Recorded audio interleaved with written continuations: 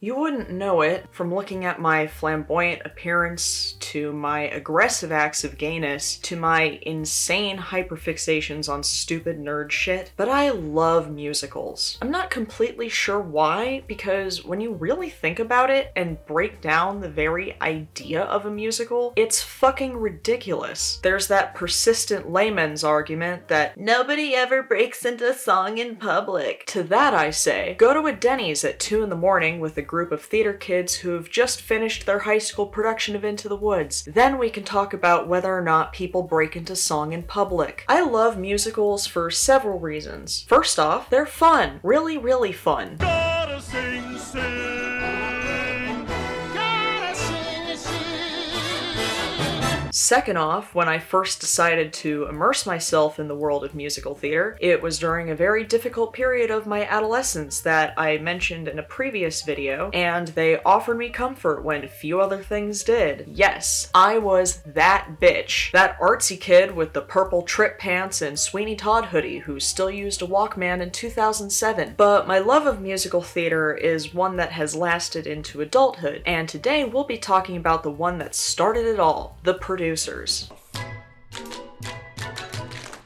Don't be stupid, be a smarty. Come and join the Nazi party. Greetings, my good bitches. The name's Francis, Coke Francis. I'm an editor, comedy writer, drag artist, and I'm here because my intention is to shoot an arrow through your hearts. Bullseye. Why the slightly different intro, Francis? Great question that I know nobody actually asked. Long story short, the things I do outside of this channel are constantly changing and evolving, and I will be updating the intro accordingly. Before we begin, if you're a fan of hearing a very tired drag queen talk about nerd shit forever, I ask that you please put on a splashy Broadway musical. While you and the rest of the cast are doing the closing number, instead of doing jazz hands, unzip your pants and dick slap those like and subscribe buttons as hard as you can. Now, quick summary for those not in the know. The Producers came from the mind of Jewish comedy goat Mel Brooks. It tells the story of Max Bialystock, a greedy Broadway producer who's fallen on hard times, and his accountant Leopold Bloom, an anxious, timid man who's prone to hysterical meltdowns. My blue blanket! Give me back my blue blanket! The two of them come up with a scheme to put on the worst play ever written, raise more money than they need to produce the show, do everything possible to make sure the show flops, and then embezzle the extra money. In spite of Bialystock and Bloom's efforts, their musical Springtime for Hitler is a surprise smash hit. Their investment scam is discovered, and they wind up in jail. Spoiler alert. The first version of The Producers I saw wasn't the original non-musical movie from 1967, and it wasn't the Tony Award-winning stage show. Tony, Tony, Tony, Tony, Tony! Though I did see several stage productions of it later in life, and got to meet Roger Bart as a result. Hell yeah. My introduction to The Producers was the movie musical version that came out in 2005, directed by Susan Stroman, which got very mixed reviews. And while the critiques are valid, I come before all of you today to argue that the 2005 movie musical The Producers is, in fact, actually good. Now, don't get me wrong, the original Producers from 1967 is obviously a classic. It satirized the Nazis just 22 years after World War II ended. The wounds from the Holocaust were still fresh, and even though Mel Brooks won the Oscar for Best Original Screenplay, a lot of people were not happy about its release. Jewish organizations at the beginning were outraged. You couldn't blame them. People had actually had relatives in the Holocaust, and they were simply outraged. They didn't get the joke. And you couldn't blame them because it was too close to them. The way to deal with despots like Hitler is not to get on a soapbox and fight dictators and people like that with rhetoric, but to fight them with ridicule, to laugh at them, to laugh them into oblivion. It was gutsy, groundbreaking comedy, and most of it is still funny today. I mean, of course it's funny. It's Mel Brooks. Not to mention, Zero Mostel and Gene Wilder are comedy titans. But if you ask me, the 1967 movie didn't exactly age very well. It came out almost 40 years before the remake, and obviously a lot had changed during that time. Take, for example, the character Ulla, Max and Leo's blonde, airheaded Swedish secretary. In the 1967 movie, she exists purely to be the punchline of the same sexist joke over and over and over and over and over again. That's a toy? She happens to be our new receptionist. She goes with our new surroundings. Ulla, go to work.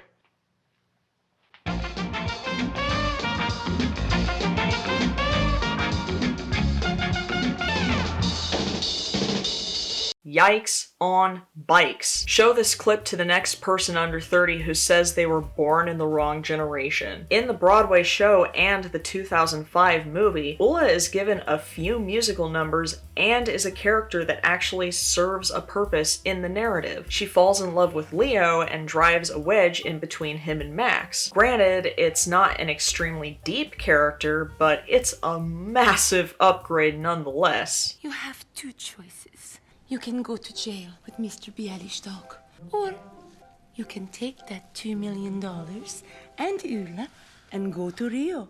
Very wisely, the Broadway show and subsequent movie adaptation changed the setting from 1967 to the 1950s. I know this doesn't sound like that big of a change, but consider this. The 1950s were the golden age of Broadway musicals. It was a time of glamour, frivolity, and escapism. The period feels less tied to history and seems to represent a timeless, fantastical Americana. Because of this, the Broadway musical and the movie musical feel more accessible than the 1967 film. In the original, Hitler's played by some drugged out hippie literally named LSD. Now, I'm sure the idea of hippie Hitler was the funniest shit ever conceived in the 1960s because that's when hippies were relevant. And to be fair, much of it is still hilarious to this day. Mel Brooks was making fun of the counterculture movement at that particular time, which inevitably makes scenes like this kind of dated. Love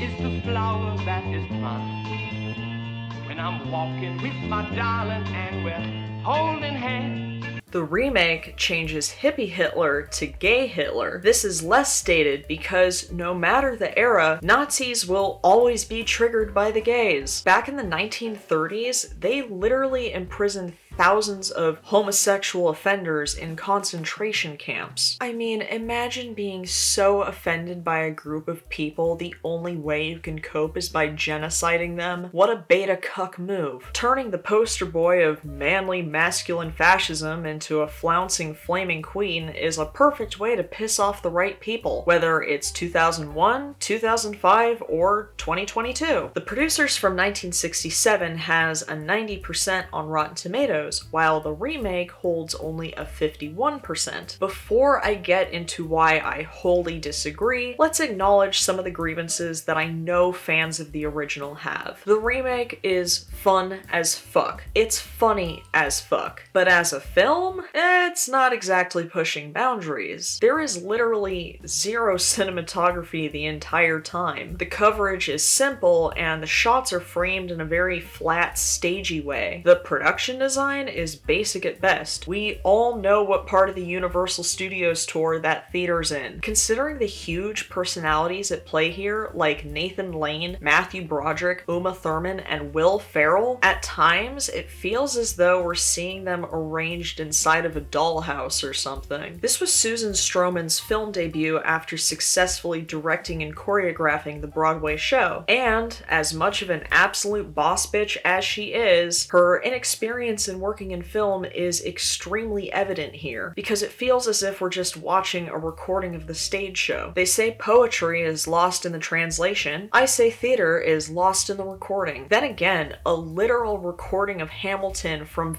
5 years ago just beat out Bo Burnham's Inside at the Emmys, so what the fuck do I know? Also, it's not like Strowman was the only one making this movie. Anyone in the production team could have come up with creative ideas that she'd probably be open to, but they didn't. So ultimately, it results in a lack of immersion that would have come from either A, seeing the show live, or B, making the movie an actual cinematic experience like Chicago, which came out a few years earlier. But I did not come here to complain about a movie that's been a tradition in my family for years. I do prefer the remake to the original, and here's why. It's a musical. I can't even begin to tell you my disappointment when I saw the original as a kid and learned that it wasn't going to be a musical. The songs absolutely slap. There's a reason it won 12 Tonys.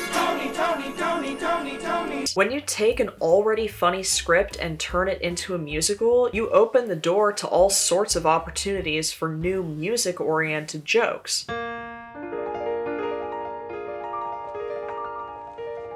I wanna be a producer and say you, not you.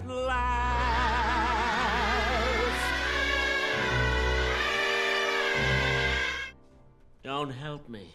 To Strowman's credit, it was a wise choice to use almost the entire original Broadway cast, especially because they already had film chops to begin with. On that note, Nathan Lane and Matthew Broderick are on some king shit. In fact, the entire cast is on some king shit. Gene Wilder is arguably the better Leo, considering it was his idea to emphasize the beautiful friendship between Bialystok and Bloom in the first place. No one ever called me Leo before. Even in kindergarten, they used to call me Bloom. This is a wonderful man. He made me what I am today. Still, Matthew Broderick has never been funnier, and he has an incredible singing voice.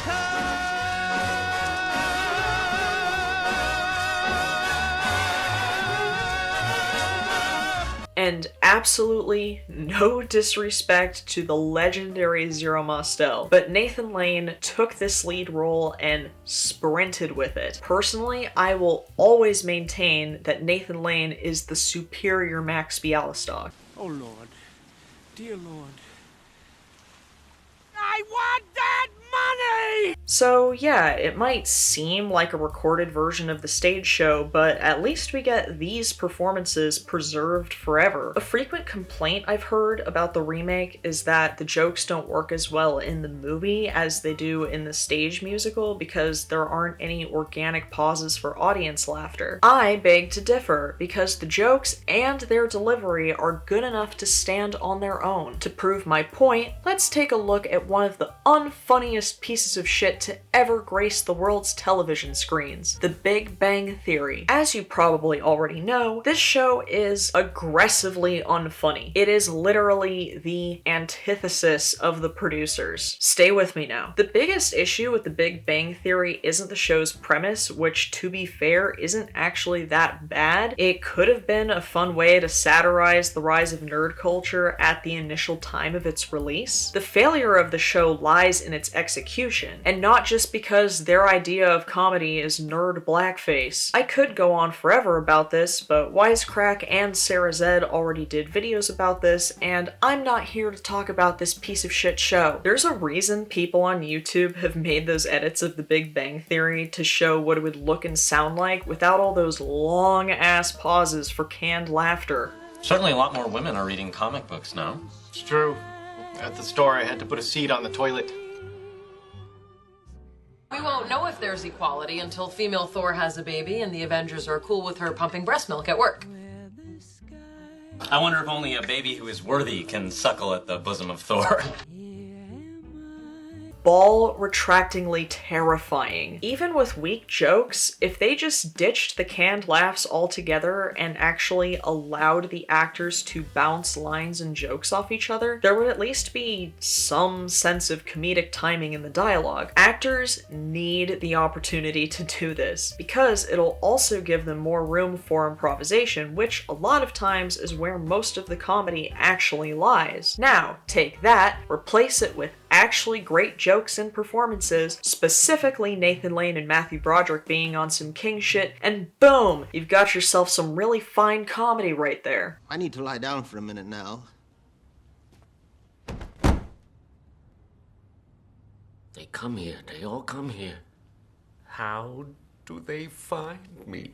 So, at the end of the day, even though there is a lack of a cinematic experience, which is disappointing, it's so fucking funny and the music is so good that I really don't care, and neither should you. And to tie back to the layman's arguments against musicals, I will argue that The Producers is the ultimate musical to show to people who hate them. Even though the story is literally about making a musical, The Producers breaks nearly every stereotype about them. There aren't any saccharine Midsummer's Eve ballads, no children's choruses, no rambling monologues that can easily disengage the viewer. Instead, it has a very self-deprecating sense of humor and successfully pokes fun at topics that are still considered extremely taboo. It's edgy without being edgelordy, and it gets dirty without being dirty. I have no idea if that made any sense, but I'm trying. It has that same spark that shows like the Book of Mormon do, which means it's an equal opportunity offender in the best possible way. Not only are we laughing at Hitler and Nazis, which we should be doing daily, mind you, we're also able to laugh at ourselves. Sure, people will always be offended by something, especially the Jewish and gay communities in this particular case. Personally, as someone who belongs in both, I think that every joke punches up, something Mel Brooks is a master of. Take the Keep It Gay scene, for example. The riffs on gay stereotypes are balanced out by showing the faults of the very heterosexual protagonists, hence self-deprecating humor. Roger Debris is a fierce bitch. We're laughing with Roger and at Max and Leo's overdramatic reactions to him, and for what it's worth, Nathan Lane does a killer job at playing it straight. The Producers is, for lack of a better word, the ultimate straight guy musical, and that's the demographic most likely to whine when you ask if they'll go see Phantom of the Opera with you.